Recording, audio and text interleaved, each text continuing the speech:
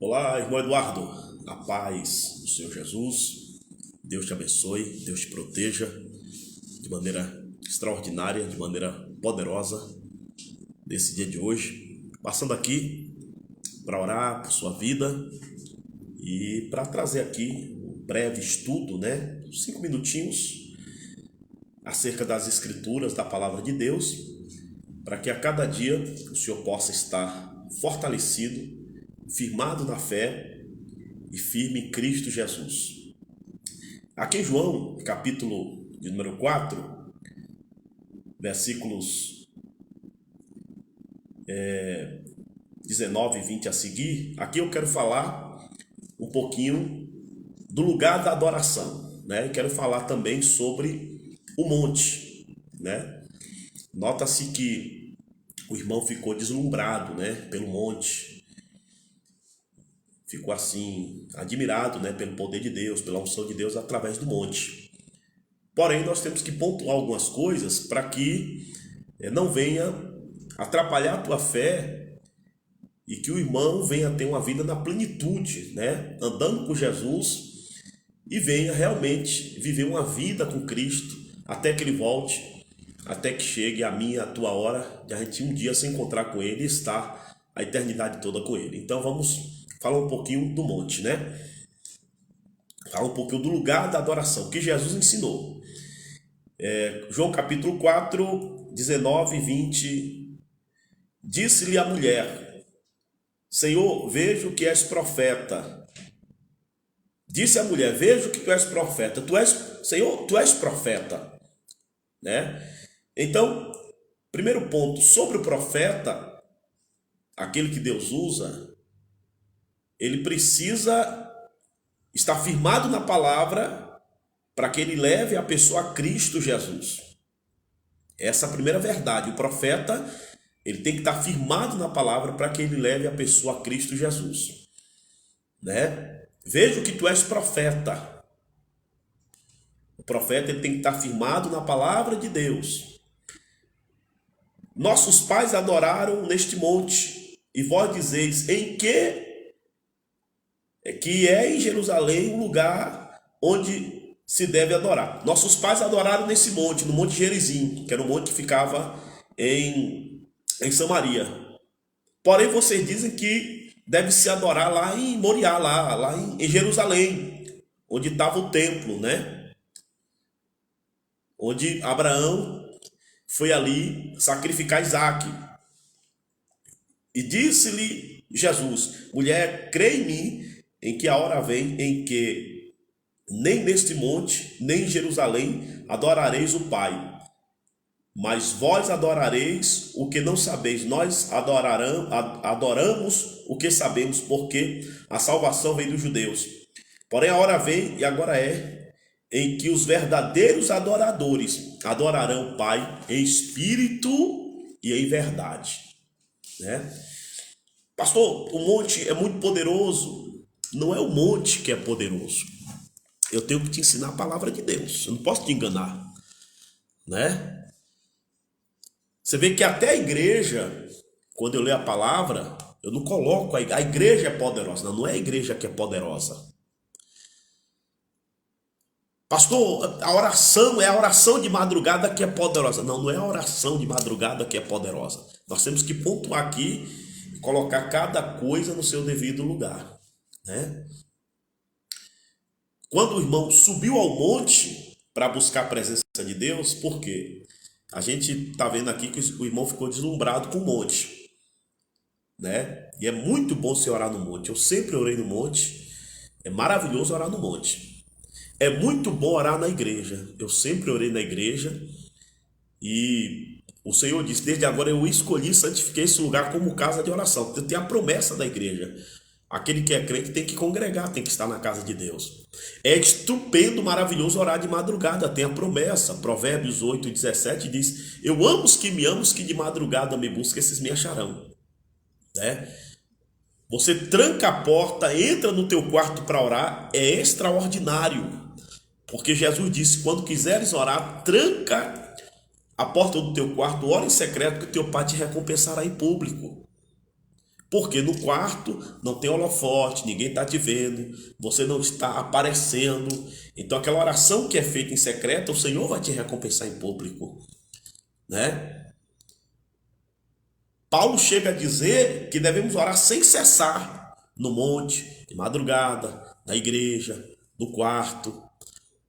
Eu ensino que até no emprego, às vezes eu vejo o irmão falando, pastor, entrei no banheiro, fiz a minha oração, é maravilhoso, tem que se orar e tem poder, né?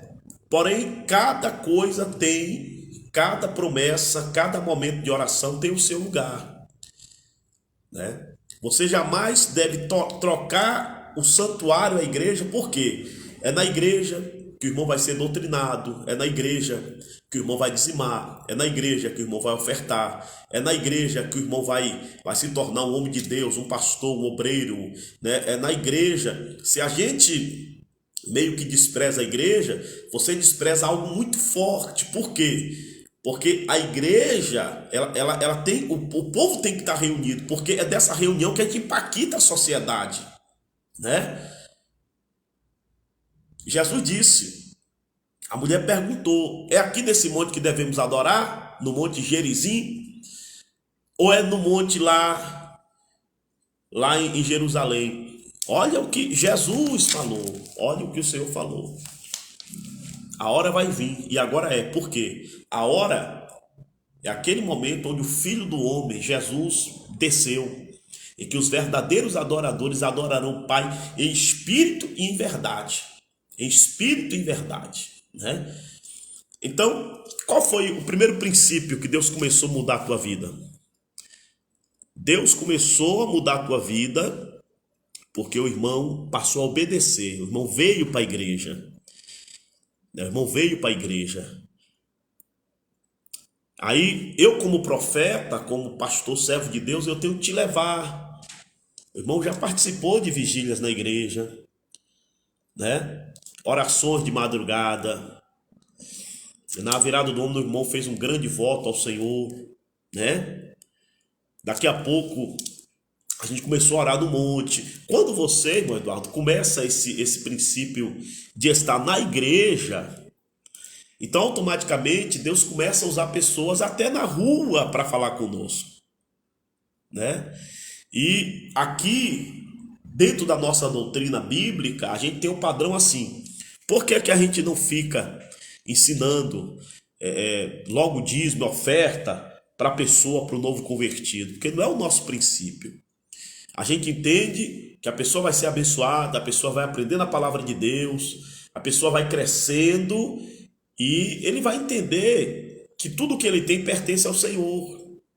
Tudo que ele tem é de Deus. Então, automaticamente ele mesmo vai ter a percepção da palavra e vai ser coluna na obra de Deus, vai ser coluna no reino de Deus. E quando ele cumpre esse princípio, aí já tem uma promessa grande: abrirei as janelas dos céus, vem o carro, vem a casa, vem o apartamento, vem os milagres, a restauração do casamento. Por quê? Porque ele agora entende que tudo que ele tem pertence ao Senhor. Por quê? Se a gente não ensinar isso aqui, amanhã ou depois, a pessoa ela fica poderosa e ela abandona Jesus. Porque ela vai chegar a um ponto que ela vai achar, mas na verdade não é assim, que ela não tem falta de mais nada. E aí ela vai perecer, né? Por quê? Tudo que nós temos pertence ao Senhor e temos que estar na presença do Senhor, né? Então, o que é que acontece? Devemos pontuar, né? Colocar tudo no seu devido lugar.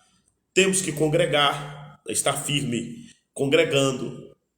Aí do congregar, a gente ora de madrugada, de repente a gente sobe ao monte. Daqui a pouco a gente tem uma vigília e tudo isso vai te chegando a Deus. É aquilo que Jesus disse: os verdadeiros adoradores adorarão o Pai em espírito e em verdade. Então nota-se que o irmão, né, se admirou com o monte. Não, o monte não é Deus, né? O profeta não é Deus. Não, o monte é um lugar. Por quê? Você sai da sua casa, sobe, né? Você está sós com Deus e você está prestando uma adoração em espírito e verdade.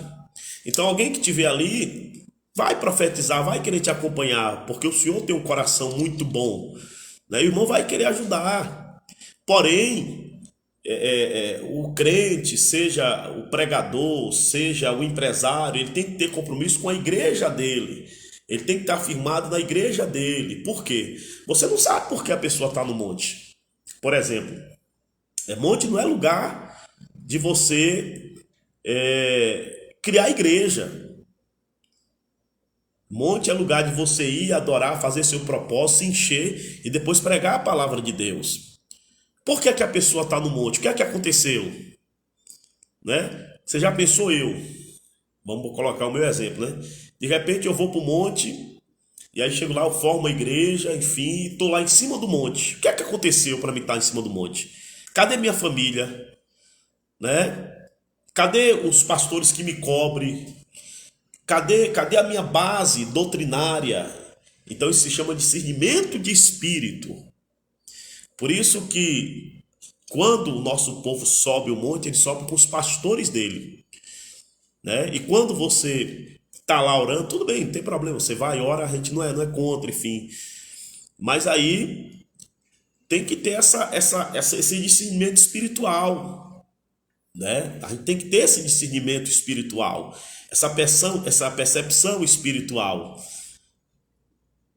né? A tua base é a tua igreja. Entre ir no monte e vir para a igreja, você tem que vir para a igreja. Entre ir no monte e congregar, você tem que congregar. Se inverter as coisas, isso amanhã ou depois vai atrapalhar a tua fé, porque você fica sem acompanhamento, né? As lutas vão continuar vindo e a gente precisa sempre da igreja, do pastor, né? E o pastor ele tem que ensinar a palavra de Deus, né?